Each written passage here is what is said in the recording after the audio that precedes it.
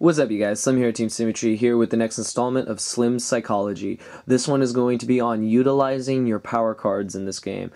This suggestion was actually sent to me by one of my subscribers, and I really appreciate it. This is an interesting topic because in this game, a lot of people know that some cards that have come back, some cards that have always been around, are your trump and ace power cards that can win you games single-handedly and turn the games in your favor if you're in a losing position, or can single-handedly lock the game down from the beginning so that you secure a pretty easy win. So as you can see, I've laid out a couple of the cards that I feel are the power cards in this game.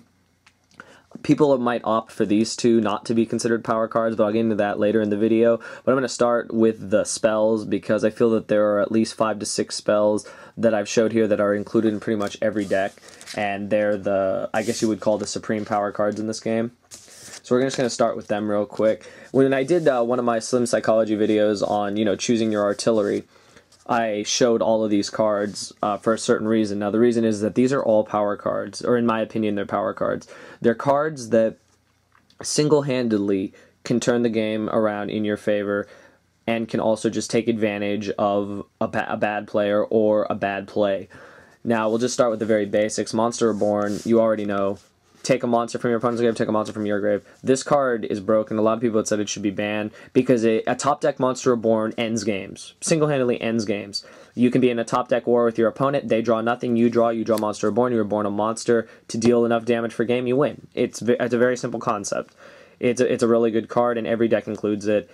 Even decks that have learned to main macro are still using it because you're not always guaranteed to have the macro Cosmos. So I feel this is just a really good card. Using this card, though, people will try to use it early in the game to secure a win, and then they'll realize that, oh, I knocked into Gores and crap, I need another out, my reborn's gone. So utilizing Monster Reborn is key. I feel, here goes my DN, I feel using Monster Reborn for the end of the game is crucial, or for if you're running a certain deck and Monster Reborning another monster to exceed for the win is another great call during the game. Monster Reborn is definitely a power card and just needs to be used properly, and I feel that if you don't rush Monster Reborn, you use it when you know you have game, or you use it to secure your control of the game, you'll pretty much win. So just an amazing card in general. Next would be Dark Hole. There's no real explanation to this card. Single-handedly clear the field. The way I like to use this card is when I have Sangan. If I have to Dark Hole, I hate Dark Holing usually. Even as long as this card's been around, the fact that you lose your monsters kind of sucks. And the thing about Dark Hole is that you really don't want to be the one that loses a lot of advantage by using this card. I've had times where I've had to Dark Hole, I've lost 3 monsters, my opponent loses 1, and most people would say that's a terrible play, but then I was able to come back with another play in the same turn. However, I've noticed with this card, I like to use this when I can at least net some kind of plus off of it. And I feel that if you can Dark Hole when you have Sangan or something that can search or plus you in a way, then that's how you use Dark Hole. Dark Hole, of course, is also another go for game card.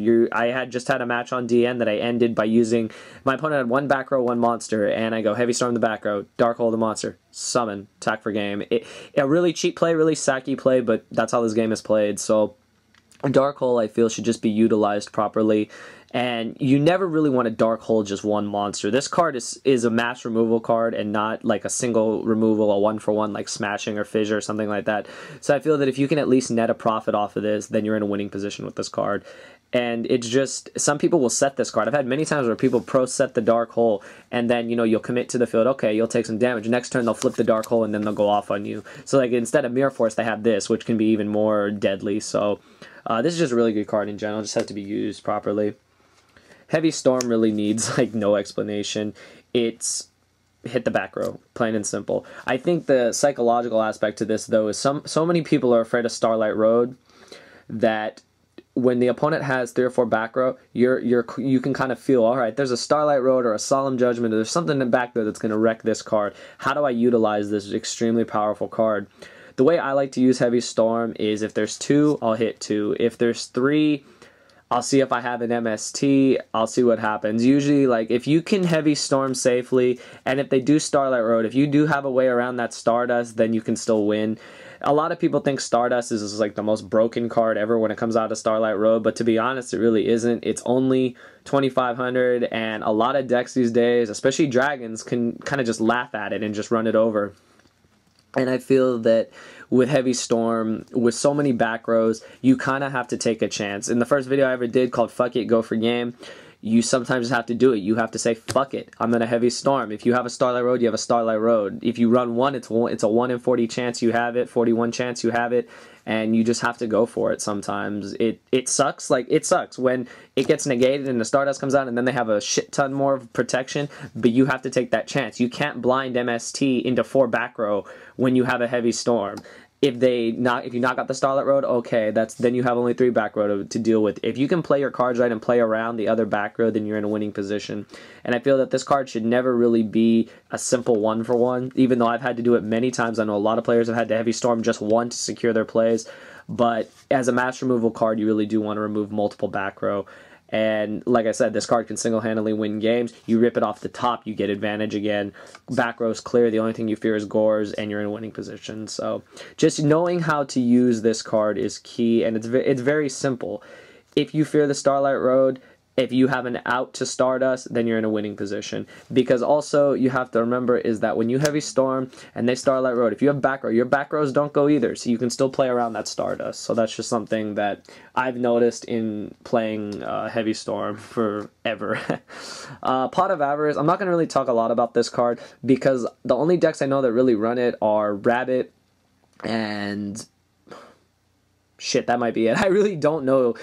This card is a power card. I'm trying to remember the other decks that run it. It's the way the meta is right now with Rabbit and Dragons pretty much being everywhere. I don't know a lot of other decks that run it.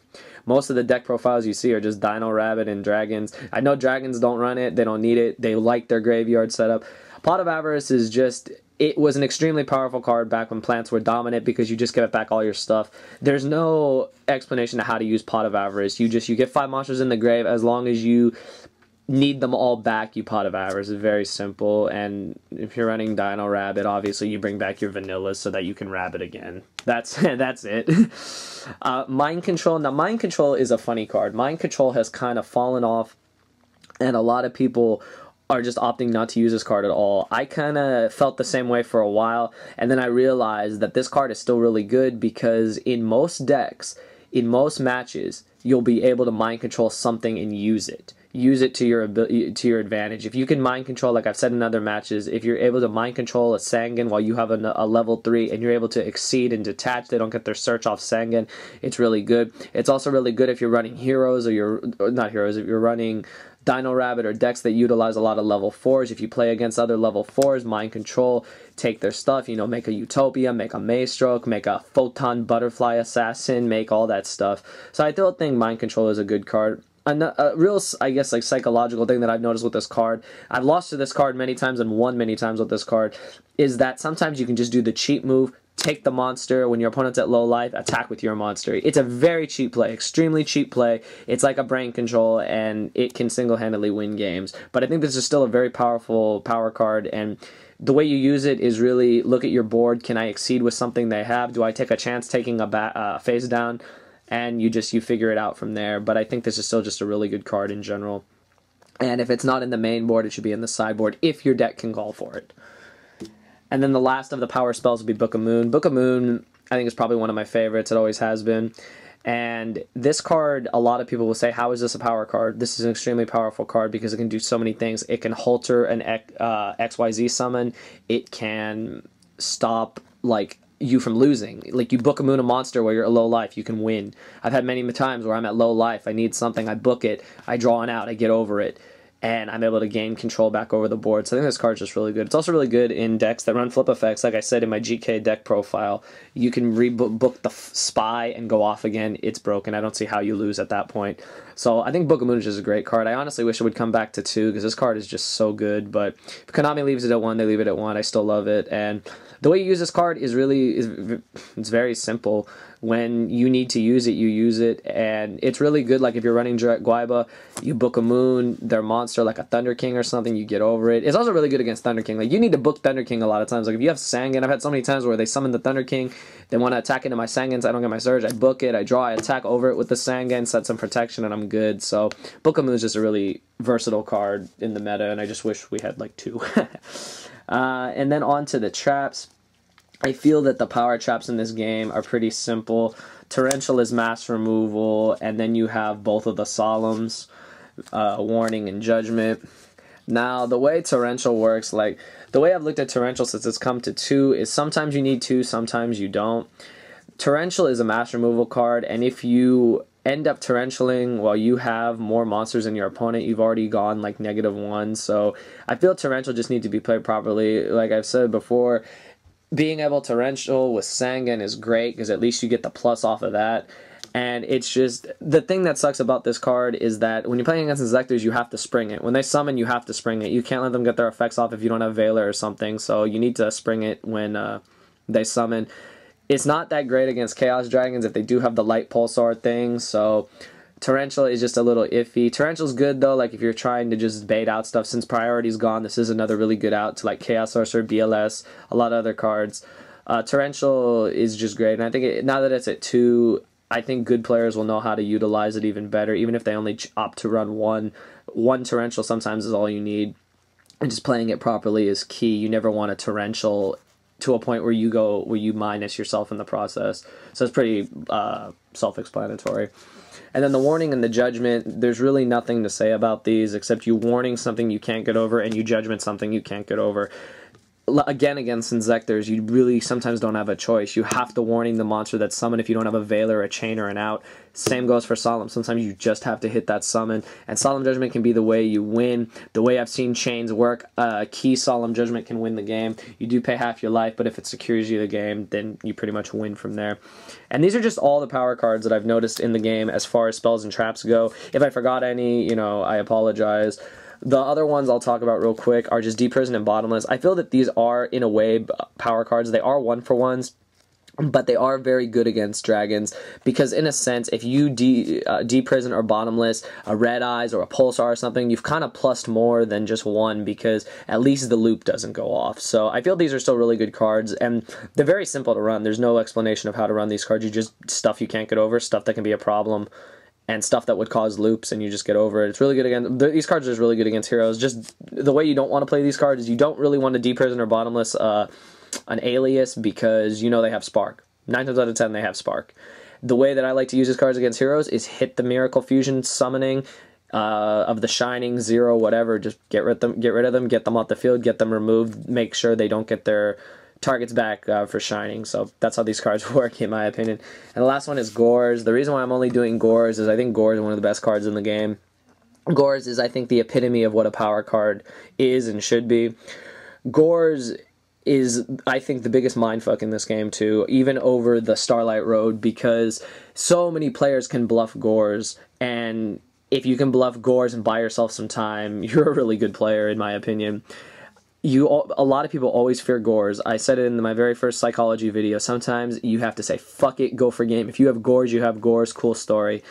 And there is one Gores in the deck. Most decks run Gores. There is one Gores in the deck. There's a 1 in 40 chance that they have the Gores. And when you're trying to go for game, sometimes you don't have a choice. But this card is just amazing. When this card drops at the right time, I see you taking complete control, unless your opponent is going to keep going minus in order to get it off the field. So this is just an amazing card. And the way you just drop this card is you drop this when you feel you're in the best position to drop Gores. If your life is low, you need to drop it on the first hit, and the token gets destroyed, so be it.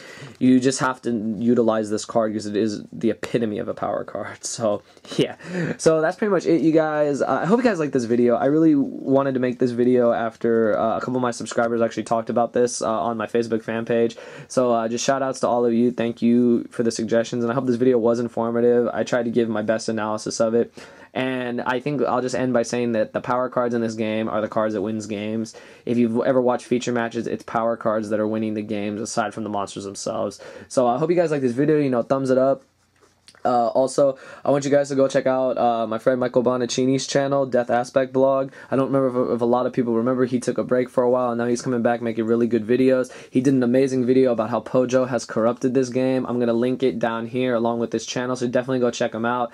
He's got a lot of good content. He has an amazing blog for people that like to read blogs. He's a really good writer, and he really understands this game a lot better than most people. So that's all I got to say, you guys. Thumbs up the video. Comment below with what else you'd like me to discuss on this series, because I got ideas for days, and I just want to see what you guys have to say. So that's all I got to say, you guys. Thank you for watching.